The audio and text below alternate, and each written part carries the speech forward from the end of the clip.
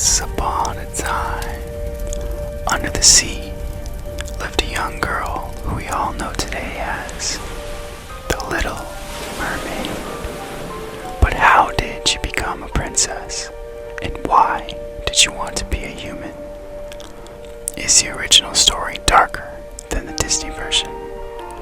Is it true in the original, when mermaids die, they don't go to an afterlife, they turn to sea foam instead if they don't find true love?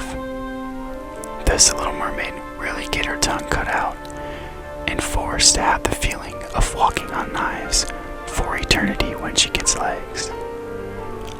Also, when she gets offered the opportunity to turn back into a mermaid, but she must stab the prince in the heart with a magical knife and drop his blood on her feet, what does she do? It's time for me to answer all these questions and more, since this is ASMR. Aaron, back at it again with another daily video to help you relax. So lay back and enjoy the ride. I hope this read helps you get you through your day, or even better, I hope this video helps you gently fall asleep. I can't wait to get started. This is the tale of the Little Mermaid. Far out in the ocean, where the water is blue as the prettiest cornflower and as crystal clear as crystal, it is very, very deep. So deep, indeed, that no cable could fathom it. Many church steeples, piled one upon another, would not reach from the ground beneath to the surface of the water above. There dwell the Sea King and his subjects. We must not imagine that there is nothing at the bottom of the sea but bare yellow sand. No, indeed, the most singular flower and plants grow there, and the leaves, stems of which were so plaint that the slightest agitation of the water causes them to stir as they had life. Fishes, both large and small, glide between the branches as birds fly among the trees. Here upon the land, in the deepest spots of all, stands the castle of the Sea King. Its walls are built of coral, and the long Gothic windows are of the clearest amber. The roof is formed of shells that open and close as the water flows over them. Their appearance is very beautiful, for in which lies a glittering pearl, which would be fit for a datum of a queen. The Sea King had been a widower for many years, and his aged mother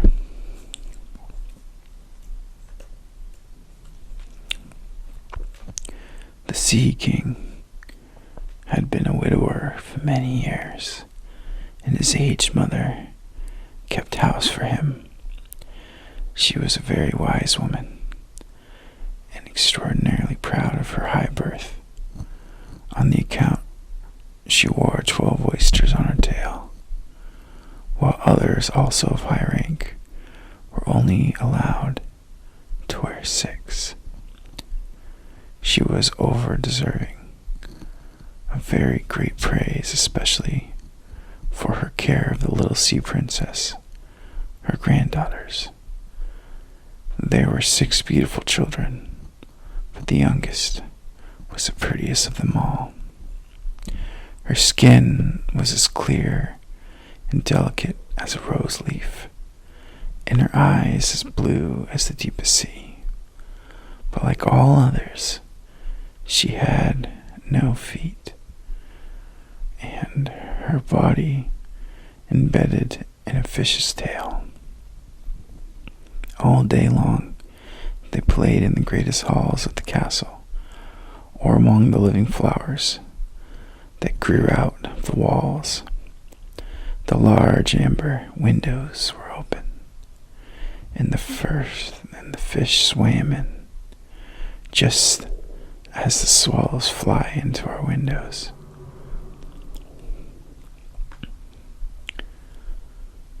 And the fish swam in, just as the swallows fly into our houses when we open the windows, expecting that the fishes swam up to the princess, ate out of their hands, and allowed themselves to be stroked.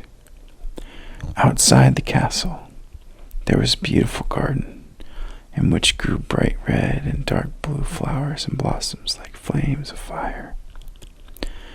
The fruit glittered like gold, and the leaf stems waved to and fro continuously. The earth itself was the finest sand, but blue was the flame of the burning sulfur. Over everything lay a particular blue radiance, as if it were surrounded by air from above, through which the blue sky shone instead of the dark depths of the sea. In the calm weather, the sun could be seen, looking like a purple flower with the light streaming from the calyx. Each of the young princesses had a little plot of ground in the garden, where she might dig and plant as she pleased. One arranged her flower bed into the form of a whale. Another thought it to make hers like the figure of a little mermaid. But that of the youngest was rounded like the sun and contained flowers as red as the rays in sunset. She was a strange child, quiet and thoughtful, and while her sisters would be delighted with wonderful things which they obtained from the wrecks of vessels, she cared for nothing but her pretty red flowers, like the sun. Excepting a beautiful marble statue, it was a representation of a handsome boy, carved out of pure white stone, which had fallen to the bottom of the sea from the wreck. She planted by the statue of the rose-colored weeping willow. It grew splendidly, and very soon hung its fresh branches over the statue, which almost down to the blue sands. The shadow had a violent tint and waved to and fro the branches. It seemed as if the crowd of the trees and the root were at play. In trying to kiss each other, nothing gave her so much pleasure as to her about the world above the sea. She made her old grandmother tell her all she knew of ships and of towns, towns, the people and the animals. To her, it seemed most wonderful and beautiful to her that the flowers of the land should have such fragrance, and not those below the sea, that the trees of the forest should be green, and that the fishes among the trees sing so sweetly that it was quite a pleasure to hear them. Her grandmother called the little birds fishes, or she would not have understood her, for she had never seen birds. "When you have reached your 15th year," said the grandmother, You will have permission to rise up out of the sea, to sit on the rocks in the moonlight while the great ships are sailing by, and then you will see both forests and towns. In the following year, one of the sisters would be 15, but as each was a year younger than the other, the youngest would have to wait 5 years before her turn came up to rise up from the bottom of the ocean and see the earth as we did. However, each promised to tell the others that she saw on her first visit, and what she thought was the most beautiful, for their grandmother could not tell them enough. There were so many things on which they wanted information. None of them longed so much for her to turn, to come as the youngest. She would have the longest time to wait. And who was so quiet and thoughtful? Many nights she stood by the open window, looking up through the dark blue water, and watching the fish as they splashed about, with their fins and their tails. She would see the moon and stars shining faintly, but through the water they look larger. They do to our eyes. When something like a black cloud passed between her and them, she knew that it was either a whale swimming overhead or a ship full of human beings who never imagined that a pretty little mermaid was standing beneath them, holding out her white hands towards the keel of the ship. As soon as the eldest was 15, she was allowed to rise to the surface of the ocean. When she came back, she had hundreds of things to talk about, but the most beautiful, she said, was to lie in the moonlight on the sandbank in the quiet sea near the coast, and to gaze onto the large town nearby, where the lights were twinkling like hundreds of stars, to listen to the sounds of music, the noises, carriages, and the voices of human beings, and then to hear the merry bells peal out from the church steeples. And because she would not go near all those wonderful things, she longed for them more than ever. Oh, did not the youngest sister listen eagerly to all the descriptions? And afterwards, when she stood up and opened the window, looked up through the dark blue water, she saw the great city with all the bustle and noise, and even finance she could hear the sound of church bells down in the depths of the sea. In another year, the second sister received permission to rise to the surface of the water and to swim about where she pleased. She rose just as the sun was settling, and this, she said, was the most beautiful sight of all. The whole sky looked like gold, while violet and rose-colored clouds, which she could not describe, floated over her. And still more rapidly than clouds flew a large flock of wild swains towards the setting sun, looking like a long white veil across the sea. She also swam towards the sun, but it sunk into the waves, and the rosy tint faded from the clouds and from the sea. The third sister turned and followed. She was the boldest of them all, and she swam up a broad river that emptied itself into the sea. On the banks she saw green hills, the wonderful vines, places, and castles peeped up from the amid of the proud trees of the forest. She heard the birds singing, and the rays of the sun were so powerful that she was obliged often to dive down under the water to cool cool her burning face. In the narrow creek she found a whole troop of little human children, quite naked, and sporting about in the water. She wanted to play with them, but they fled in great fright, and then a little black animal came to the water. It was a dog, but she did not know what that, for she had never seen one. This animal barked at her so terribly that she became frightened, and the rush back to the open sea. But she said that she would never forget the beautiful forest, and the green hills, and the pretty little children who could swim in the water, although they had not a fish's tail. The fourth sister was more timid. She remembered in the midst of the sea, but she said it was quite as beautiful there was near the land.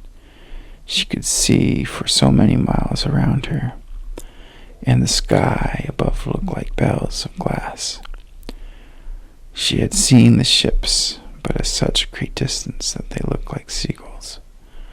The dolphins sported in the waves, and the great whales spouted water from the nostrils, till it seemed as if 100 fountains were playing in every direction.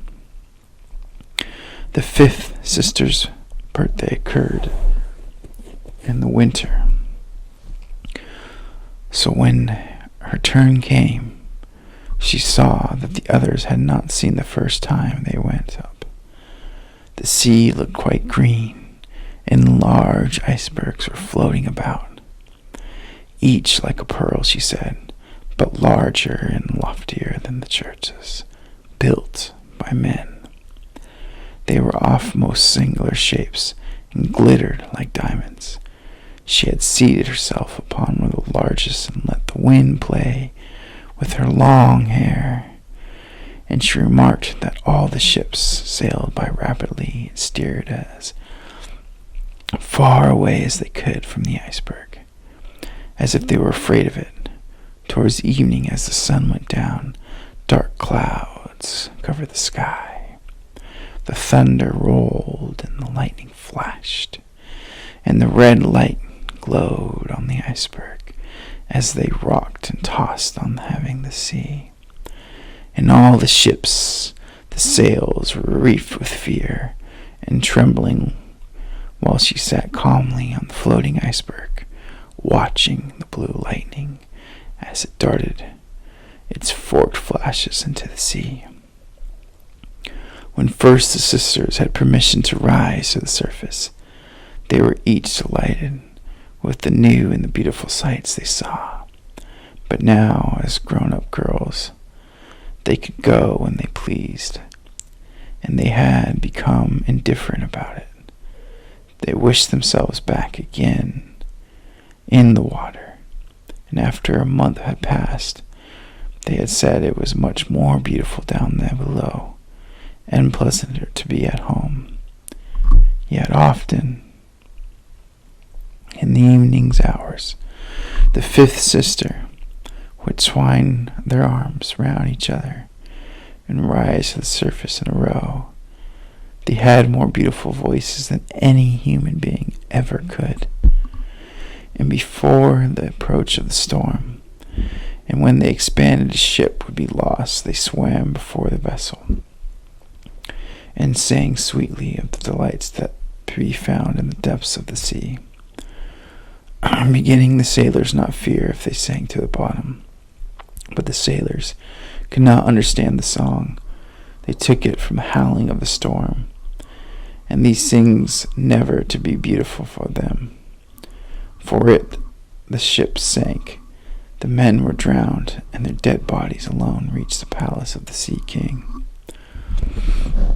When the sisters rose arm in arm through the water in the way, the youngest sister would stand quite alone, looking after them, ready to cry, only that the mermaids have no tears, and therefore they suffer more. "Oh, where I have been 15 years old," she said.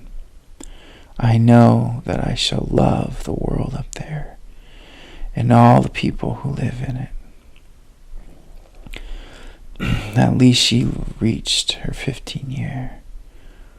Well now, you are grown up, said the old dowager, her grandmother. So you must let me adorn you like your other sisters. And she placed a wreath of white lilies in her hair, and every flower leaf was half a pearl. Then the old lady ordered 8 great oysters to attach themselves to the tail of the princess to show her high rank. But they hurt me so, said the little mermaid. Pride must suffer pain, replied the old lady. Oh, how gladly she would have shaken off all the grandeur and laid aside the heavy wreath. The red flowers in her garden, the red flowers in her own garden would have suited her much better, but she could not help herself. So she said farewell and rose as lightly as bubble to the surface of the water. The sun had just set as she raised her head above the waves, but the clouds were tinted with crimson and gold. Through the glowing twilight beamed the evening star in all its beauty.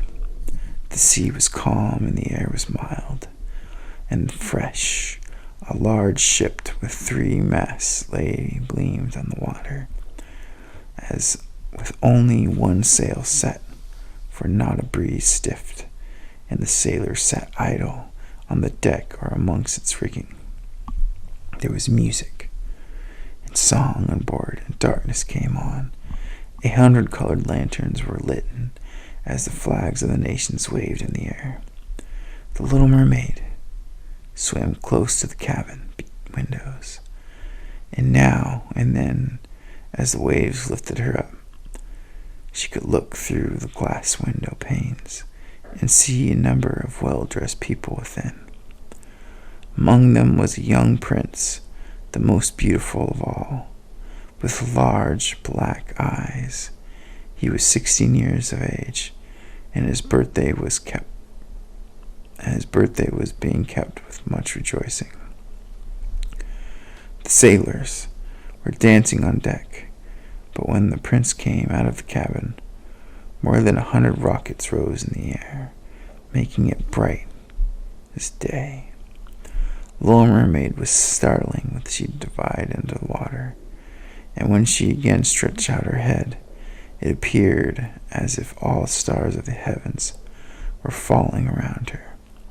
She had never seen such fireworks before. Great suns spurred fire about splendid fireflies, flew into the burning blue air, and everything was reflected in the clear, calm sea beneath. The ship itself was so brightly illuminated that all the people and even the smallest rope could be distinctly and plainly seen. And how handsome the young prince looked as he pressed the hands of all present and smiled at them, while the music resonated through the clear night air. It was very late, yet the little mermaid could not take her hands from the ship or her eyes, for from the beautiful prince the colored lanterns had been extinguished. No more rockets rose in the air, and the cannon had ceased firing, but the sea became restless, and a moaning, grumbling sound could be heard beneath the waves. Still, the little mermaid remained by the cabin window, rocking up and down on the water, which enabled her to look in. After a while, the sails were quickly unfurled, and the noble ship continued her passage. But soon the waves rose higher, heavy clouds darkened the sky, and lightning appeared in the distance. A dreadful storm was approaching. Once more the sails were resurfaced. The great ship pursued her flying course of the raging sea. The waves rose mountains high, as they would have overtapped the mace about the ship, divided a swaying between them, and then rose again on her lofty foaming crests. To the little mermaid, this appeared pleasant sport. Not so to the sailors. At the length of the ship groaned and creaked, the thick planks gave way under the lashings of the sea as it broke over the deck. The mainmast snapped a surd like reed.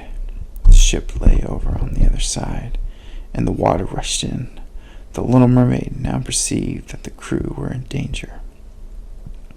Even she herself was obliged to be careful to avoid the beams and planks of the wreck which she lay scattered on the water. At one moment it was so pitch dark that she could not see a single object, but a flash of lightning revealed the whole scene. She could see everyone who had come on board except the prince. When the prince parted, she had seen him sink into the deep waves, and she was glad, for she thought he would now be with her. And then she remembered that human beings could not live in water, so that when he got down to her father's place, he would be quite dead. But he must not die. So she swam about amongst the beams and planks which had stirred the surface of the sea, forgetting that they could crush her to pieces. Then she divided deeply under the waters, rising and falling the waves, till at length she managed to reach the young prince, who was fast losing the power of swimming in the stormy sea. His limbs were failing him, his beautiful eyes were closed, and he wouldn't have died. Not yet the little mermaid came to his assistance. She held his head above the water and left the waves drift them where they would. And in the morning the storm had ceased, but of the ship not a single fragment could be seen. The sun rose up red, glowing from the water, and its beams brought back the hue of health to the prince's cheeks. But his eyes remained closed. The mermaid kissed his high, smooth forehead and stroked back his wet hair. He seemed to her like the marble statue in her little garden, and she kissed him again and wished that he might live. Presently they came in sight of land. She saw lofty blue mountains on which the white snow rested, as if a flock of swans were laying upon them. Near the coast were beautiful green forests, and close by stood a large building, whether a church or a convent she could not tell. Orange and citron trees grew in the garden, and before the door stood lofty palms. The sea here formed a little bay, in which the water was quiet and still, but very deep. So she swam with the handsome prince to the beach, which covered the fine white sand, and there she laid him in the warm sunshine, taking care to raise his head higher in his body. Then bells sounded in a large white building, and a number of young girls came into the garden. The little mermaid swam out further from the shore and placed herself between some high rocks that rose out of the water. Then she covered her head and neck with foam of the sea, so that her little face might not be seen, and watched to see what would become of the poor prince. She did not wait long before she saw a young girl approach the spot where he lay. She seemed frightened at first, but only for a moment. Then she fetched a number of people, and the mermaid saw the prince came to life again, and smiled upon those who stood around him. But to her he sent no smile. He knew not that she had saved him. This made her very unhappy, and when he was led away into the great building, she dived down sorrowfully into the water and returned to her father's castle. She had always been silent and thoughtful, and now she was more so than ever. Her sisters attacked her what she had seen during this first visit to the surface of the water, but she would tell them nothing. Many an evening and morning did she rise to the place where she had left the prince. She saw the fruits in the garden ripen till they were gathered. The snow on the top of the mountains melted away, but she never saw the prince, and therefore she returned home, always more sorrowful than before. It was her only comfort to sit in her own little garden and fling her arm round the beautiful marble statue which was like the prince. But she gave up tending her flowers, and they grew in wild confusion over the paths, twining their long leaves and stems round the branches of the trees, so that the whole place became dark and gloomy. At length she could bear it no longer, and told one of the sisters all about it. Then the others heard the secret, and very soon it became known to two mermaids, whose intimate friends happened to know who the prince was. She had also seen the festival on the board ship, and she told them where the prince came from and where his place stood. "Come, little sister," she said the other princesses. Then they entwined their arms and rose up in a long row to the surface of the water, close by the spot where they knew the prince's palace stood. It was built of bright yellow shining stone and long flights of marble steps, one of which reached quite down to the sea. Splendid gilded copes rose over the roof, and between the pillars that surrounded the whole building stood lifelike statues of marble, and the clear crystal of the lofty windows could be seen noble rooms with costly silk curtains and hangings of tapestry, while the walls were covered up with beautiful paintings, which were a pleasure to look at. In the center of the largest saloon, a fountain threw its sparkled jets high up into the glass cupola of the ceiling, through which the sun shone down upon the water and opened the beautiful plants growing round and basin of the fountain. Now that she knew where he lived, she spent many an evening and many a night on the water near the palace. She would swim much nearer the shore than any of the other ventured to do.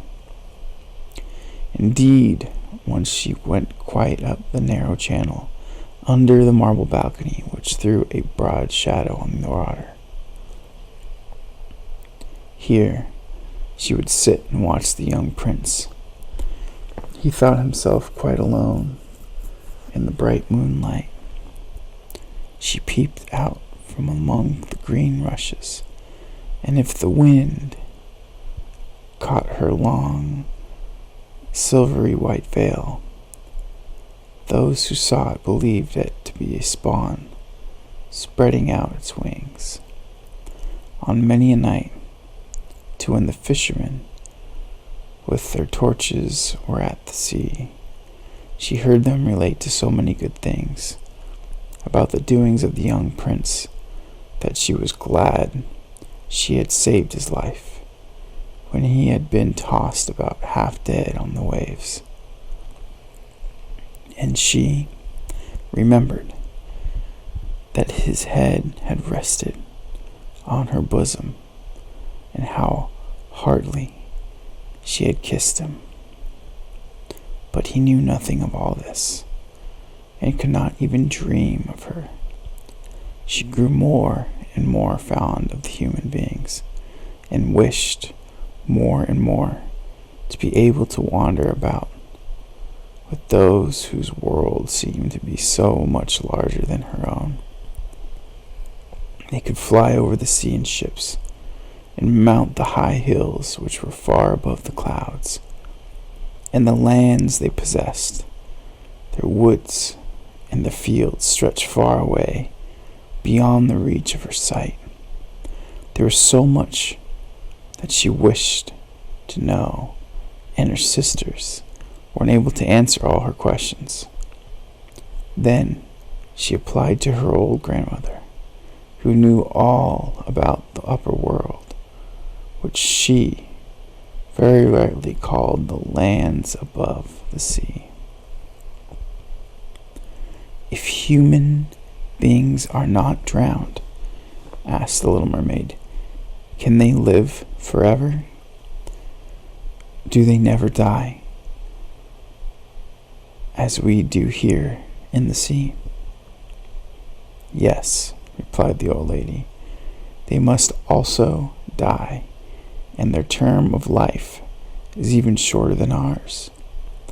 We sometimes live to 300 years, but when we cease to exist here, we only become the foam on the surface of the water, and we have not even a grave down here of those we love. We have not immortal souls. We shall never live again, but like the great seaweed, when once it had been cut off, we can never flourish more. Human beings, on the contrary, have a soul which lives forever, lives after the body has been turned to dust. It rises up through the clear, pure air, beyond the glittering stars, as we rise out of the water, and behold all the land of the earth. So do they rise to unknown and glorious regions, which we shall never see." "Why have not we immortal souls?" asked the little mermaid mournfully. "I would give gladly all the hundreds of years that I have to live to be human being only for one day, and to have that hope, knowing the happiness of the glorious world above the stars." "You must not think of that," said the old woman. "We feel ourselves to be much happier and much better off than human beings." "So I shall die," said the little mermaid, "and as the foam of the sea I shall be driven about never again to hear the music of the waves, or to see the pretty flowers, nor the red sun. Is there anything I can do to win an immortal soul?" "No," said the old woman, "unless a man were to love you so much that you were more to him than his father or mother, and if all his thoughts and all his love were fixed upon you, and the priest placed his right hand in yours, and he promised to be true to you here and hereafter, then his soul would glide into your body, and you would obtain a share in the future happiness of mankind. He would give a soul to you and retain his own as well. But this can never happen. Your fish's tail, which amongst us is considered so beautiful, is sought on earth to be quite ugly. They do not know any better, and they think it is necessary to have two stout props, which they call legs, in order to be handsome. Then the little mermaid sighed and looked sorrowfully at her fish's tail. "Let us be happy," said the old lady, "and dart and spring about during the 300 years that we have lived, which is really quite long enough. After that, we can rest ourselves all the better. This evening, we're going to be having a court ball. It is the one of the most splendid sights which you can never see on earth. The walls and the ceilings of the large ballroom are of thick but transparent crystal, made hundreds of colossal shells, some of deep red, others of grass green, set on each side in rows, with blue fire in them, which lighted up the whole saloon and shone through the walls, so that the sea was also illuminated. Innumerable fish, great and small, swam past the crystal walls. On some of the scales glowed with purple brilliancy, and on the others they shone like silver and gold.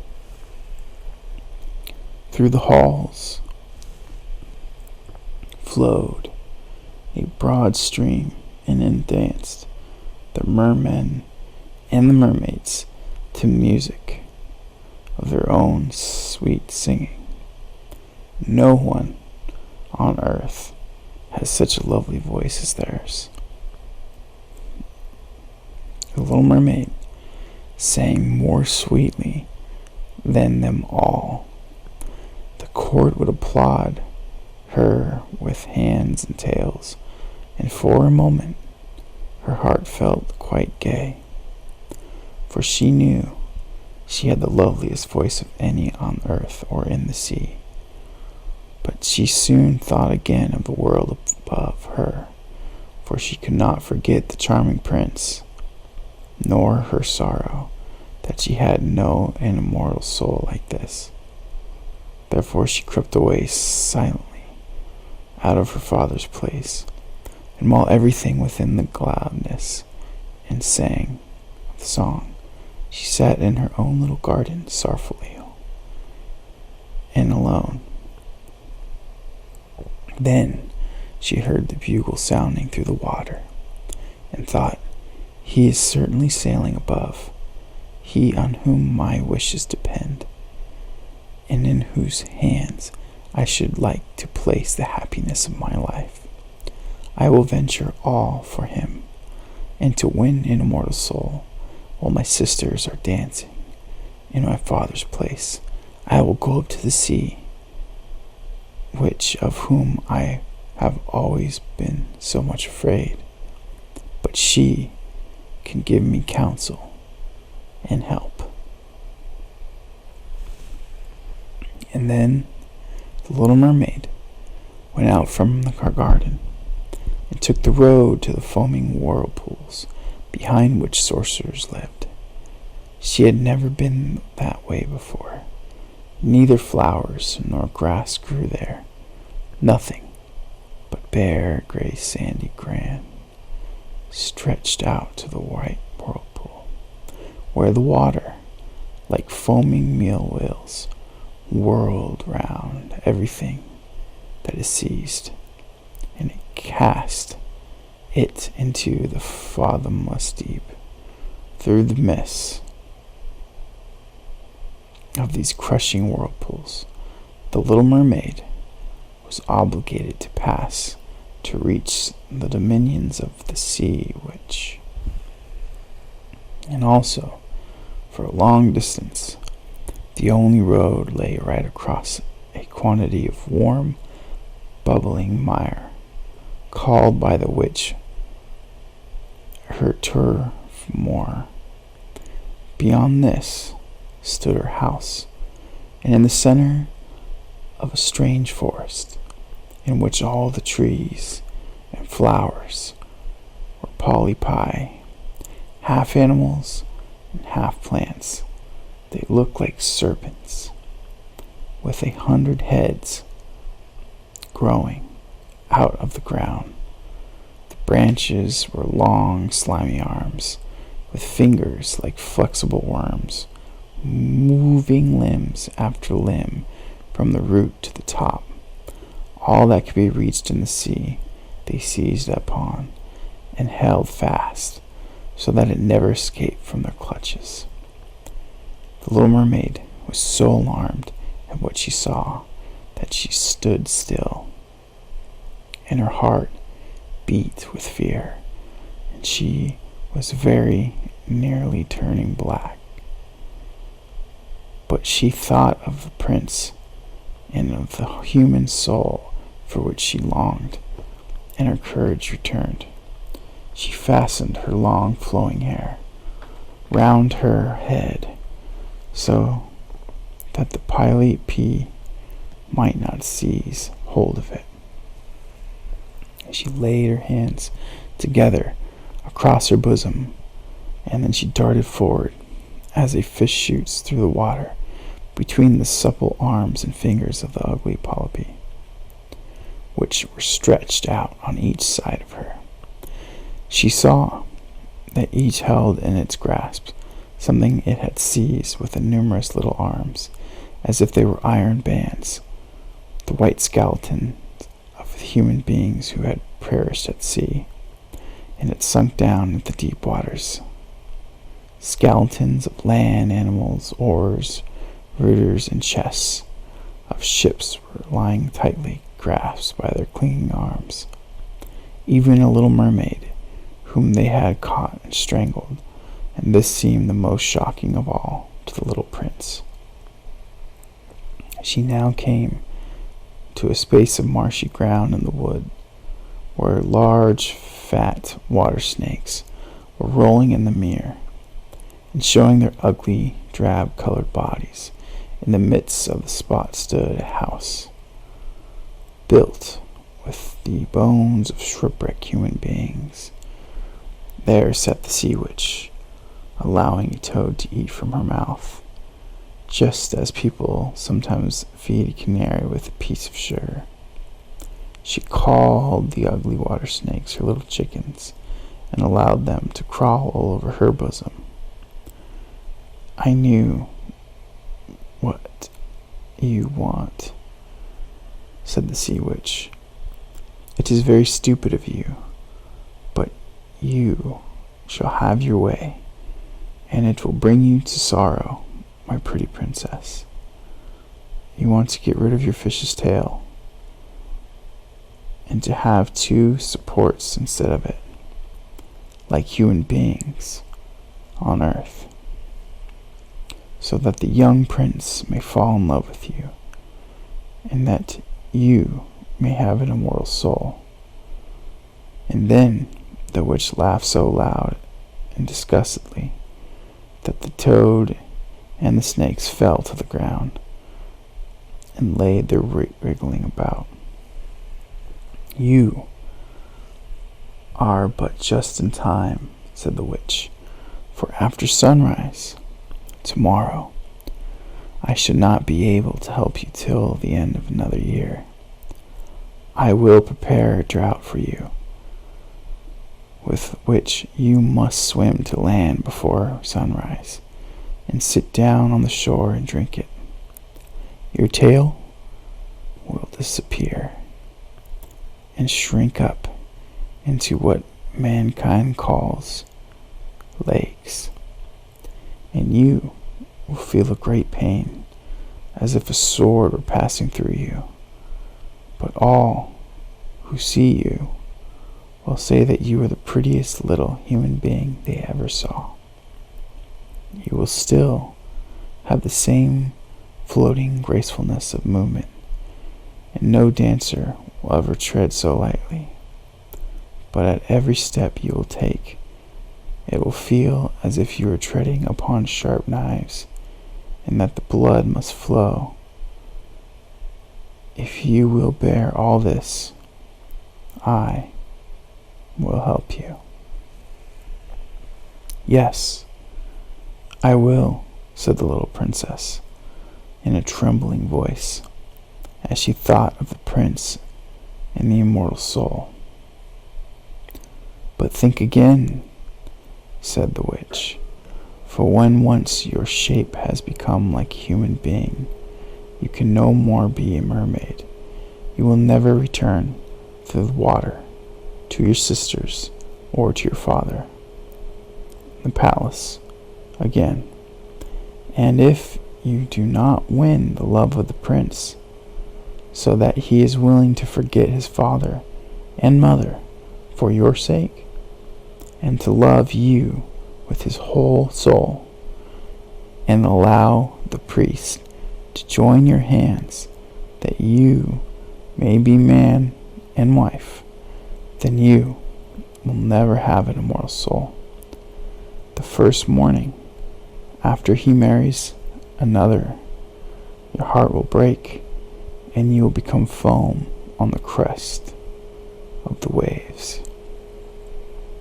I will do it, said the little mermaid, and she became pale as death.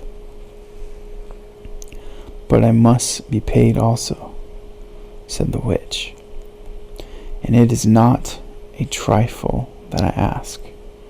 You have the sweetest voice of any who dwell here in the depths of the sea, and you believe that you will be able to charm the prince with it also, but this voice you must give to me.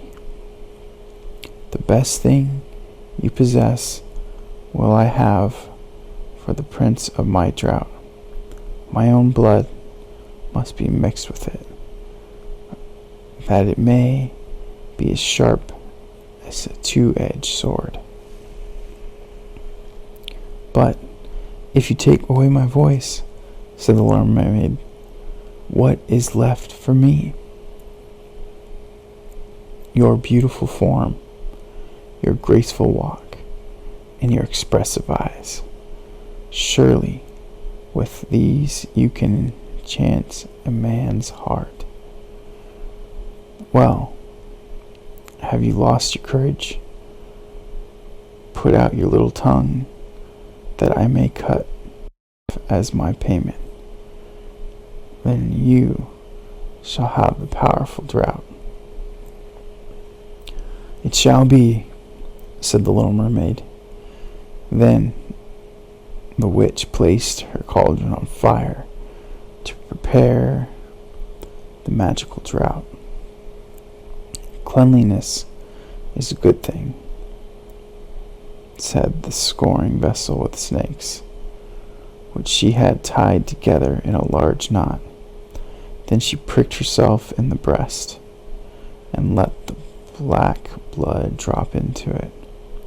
The steam that rose formed itself into such horrible shapes that no one could look at them without fear. Every moment with which threw something else into the vessel, and when it began to boil, the sound was like a weeping of a crocodile. When the last magical draught was ready, it looked like the clearest water. There it is for you, said the witch. And she cut off the mermaid's tongue, so that she became dumb, and would never again speak or sing.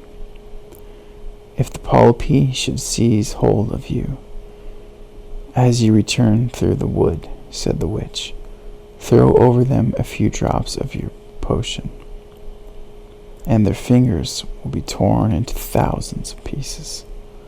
But the little mermaid had no occasion to do this, for the polypi sprang back in terror when they caught sight of her glittering draught, which shone in her hand like a twinkling star.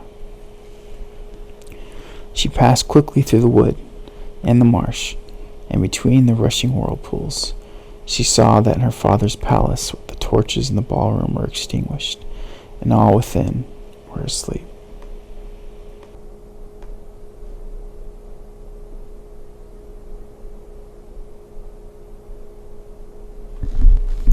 But she did not venture to go into them, for now she was dumb and going to leave them forever.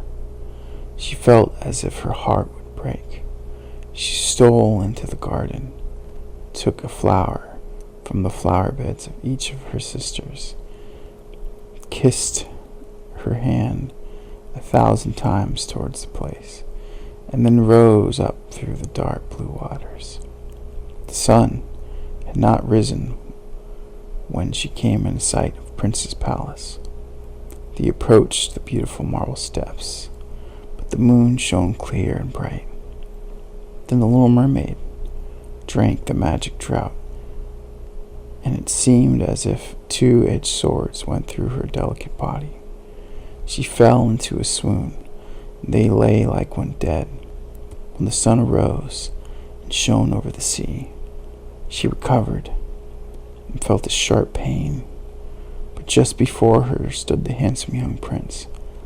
He fixed his coal black eyes upon her so earnestly that they cast down her own, and then became aware that her fish's tail was gone, and that she had a pretty pair of white legs and tiny feet, as any little maid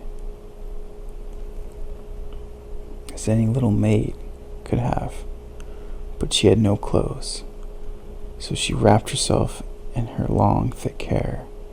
The prince asked her who she was and where she came from, and she looked at him mildly and sorrowfully with her deep blue eyes, but she could not speak. Every step she took was as the witch had said it would be.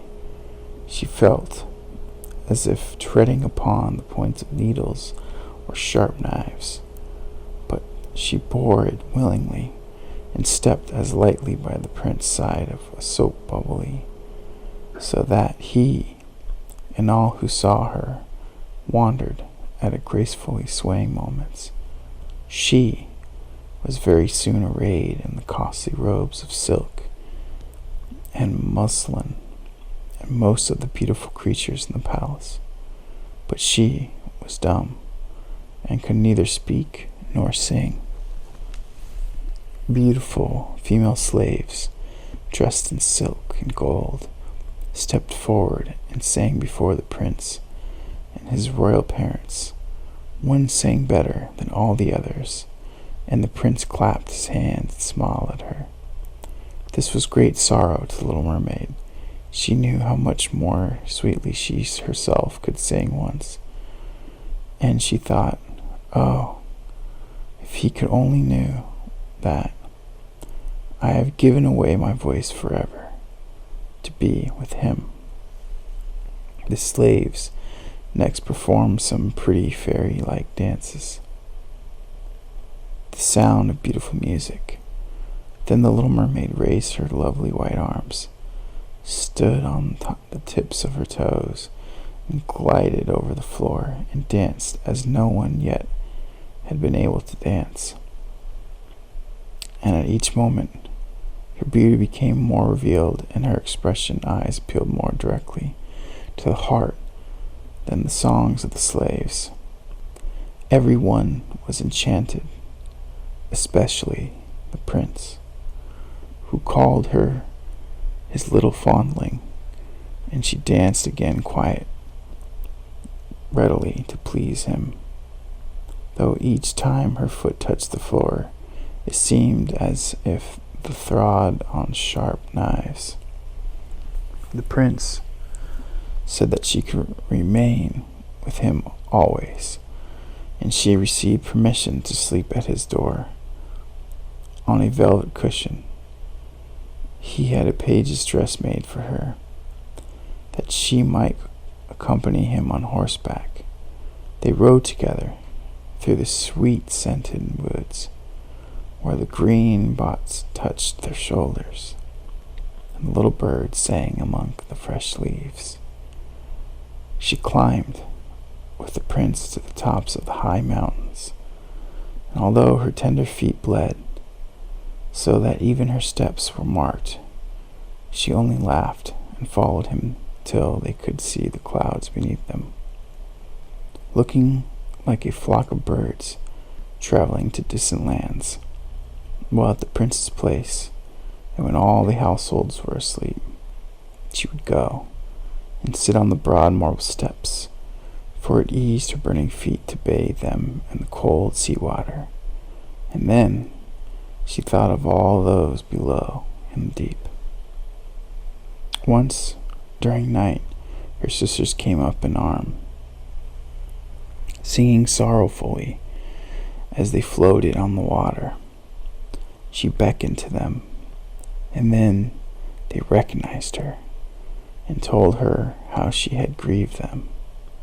After that, they came to the same place every night, and once she saw in a distance her old grandmother, who had not been to the surface of the sea for many years, and the old sea king, her father, with his crown on his head.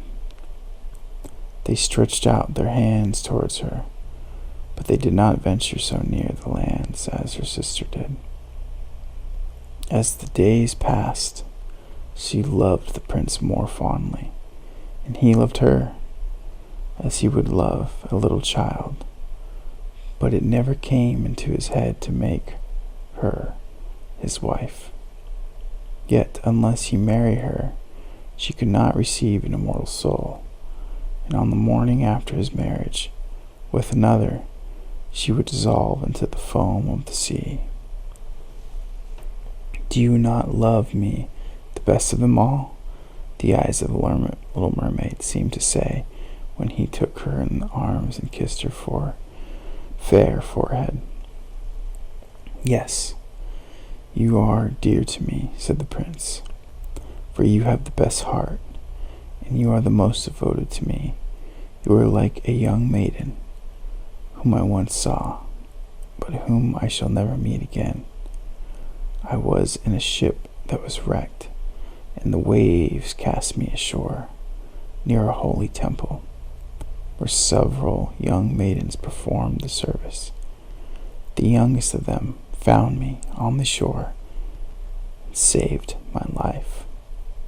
I saw her but twice, and she is the only one in the world whom I could love.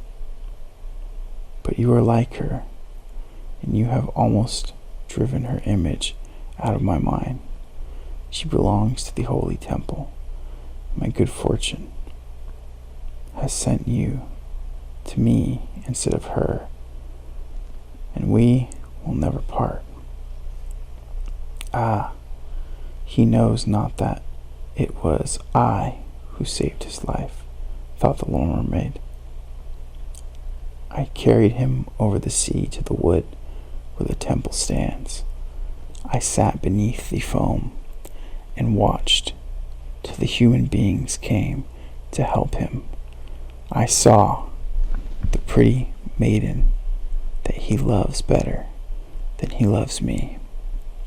And the mermaid sighed deeply, but she could not shed tears. He says the maiden belongs to the holy temple. Therefore, she will never return to the world. They will meet no more, while I am by his side and see him every day. I will take care of him and love him and give up my life for his sake. Very soon, it was said that the prince must marry, and that the beautiful daughter of the neighboring king would be his wife, for a fine ship was being fitted out. Although the prince gave out that he merely intended to pay a visit to the king, it was generally supposed that he really went to see his daughter. A great company were to go with him. The little mermaid smiled and shook her head. She knew the prince's thoughts better than any of the others. "I must travel," he had said to her. "I must see this beautiful princess. My parents desire it, but they will not oblige me to bring her home to be my bride. I cannot love her. She is not like the beautiful maiden in the temple whom you resemble. If I were forced to choose a bride, I would rather choose you, my dumb fondling with those expressive eyes." And then he kissed her rosy mouth, played with her long waving hair, and laid his head on her heart, while she dreamed of human happiness and an immortal soul. "You are not afraid of the sea, my dumb child," said he, as they stood on the deck of the noble ship, which was to carry them to the country of the neighboring king. And then he told her of the storm, and of calm, of strange fishes in the deep beneath them, and of what the divers had seen there. And she smiled at his descriptions, for she knew better than anyone that wanders below the bottom of the sea. In the moonlight, when all aboard were asleep, expecting the man at the helm who was steering, she sat on the deck gazing down through the clear water. She thought she could distinguish her father's castle, and upon it her aged grandmother, with the silver crown on her head, looked through the rushing tide at the keel of the vessel. Then her sisters came up on the waves and gazed at her mournfully. Wringing their white hands, she beckoned to them and smiled, and wanted to tell them how happy and well off she was. But the cabin boy approached, and when her sisters dived down, he thought it was only the foam of the white sea which she saw. The next morning, the ship sailed into the harbor of a beautiful town belonging to the king of whom the prince was going to visit. The church bells were ringing, and from the high tower sounded a flourish of trumpets and soldiers. Flying colors of glittering bayonets lined the rocks through which they passed. Every day was a festival. Balls and entertainments followed one another. But the prince had not yet appeared. People said that she was being brought up and educated in a religious house, where she was learning every royal virtue. At least she came. Then the little mermaid, who was very anxious to see whether she was really beautiful, was obliged to acknowledge that she had never seen a more perfect vision of beauty. Her skin was delicately fair, and beneath her long dark eyelashes, her laughing blue eyes shone with truth and purity. "It was you," said the prince, "who saved my life when I lay down on the beach, dead." And he folded his blushing bride in his arms. "Oh, I am too happy," said he to the little mermaid. "My fondest hopes are all fulfilled. You will rejoice at my happiness, for your devotion to me is great." and sincere. The little mermaid kissed his hand and felt it as if her heart were already broken. His wedding morning would bring death to her.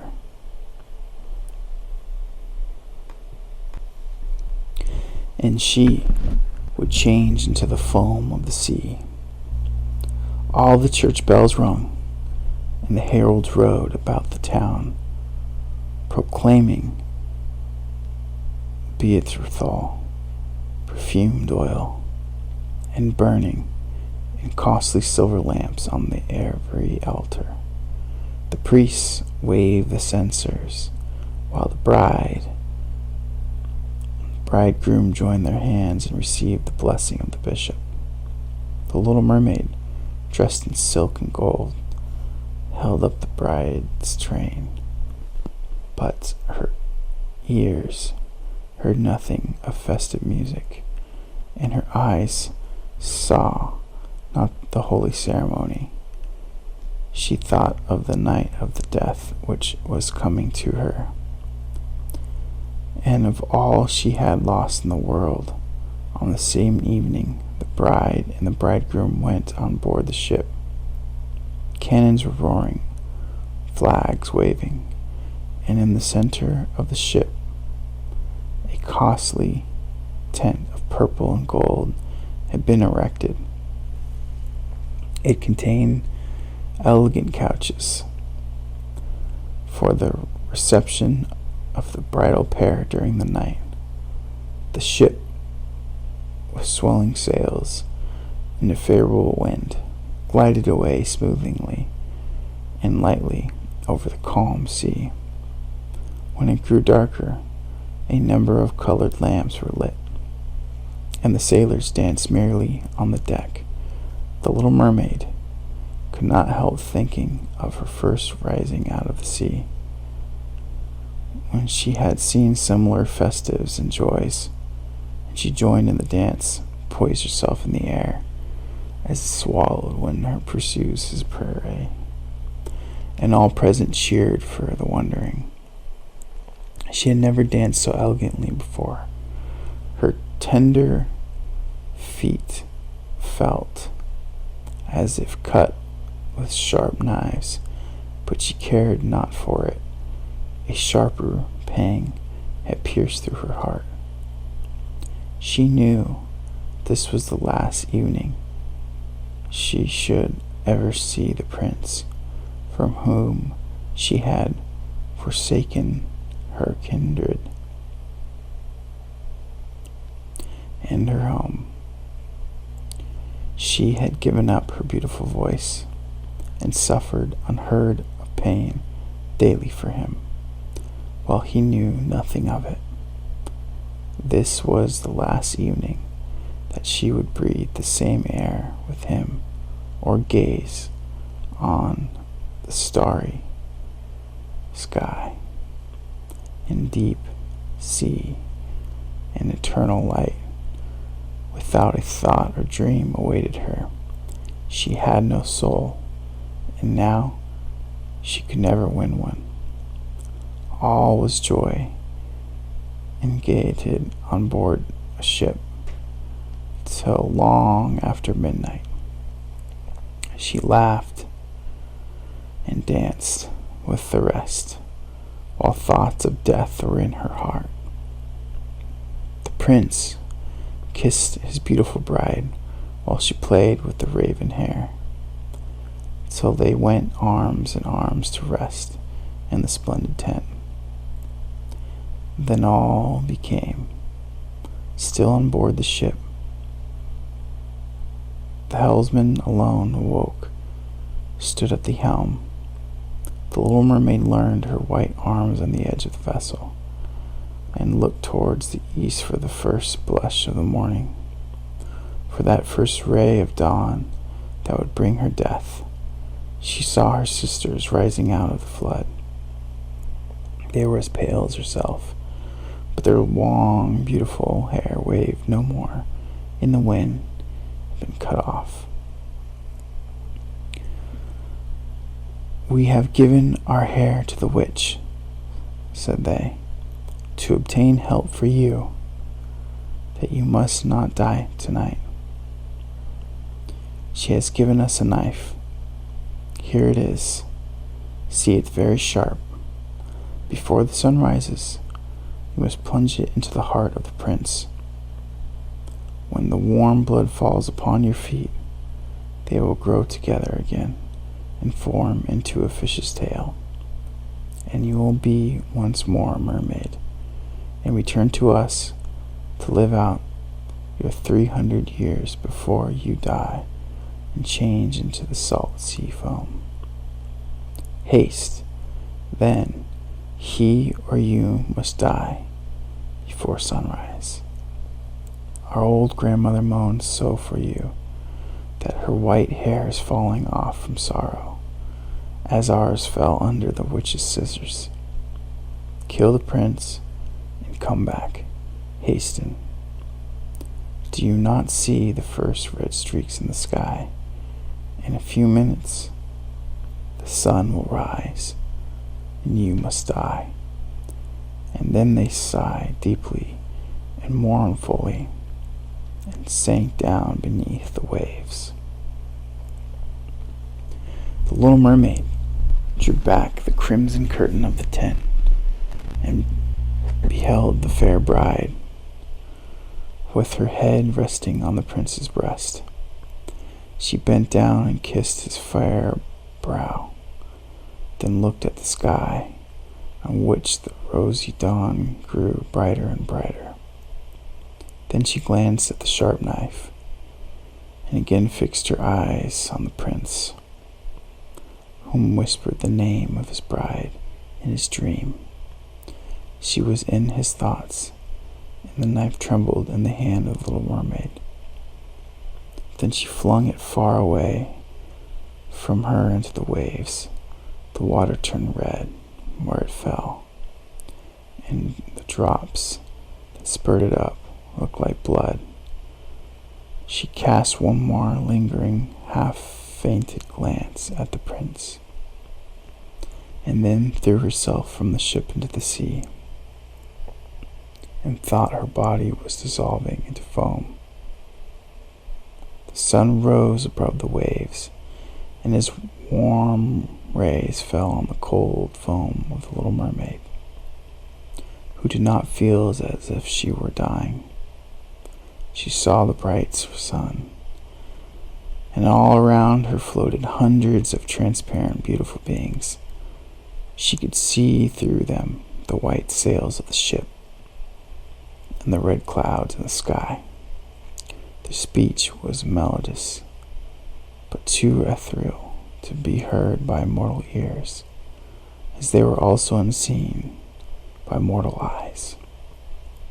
The little mermaid perceived that she had a body like theirs, and that she continued to rise higher and higher out of the foam. "Where am I?"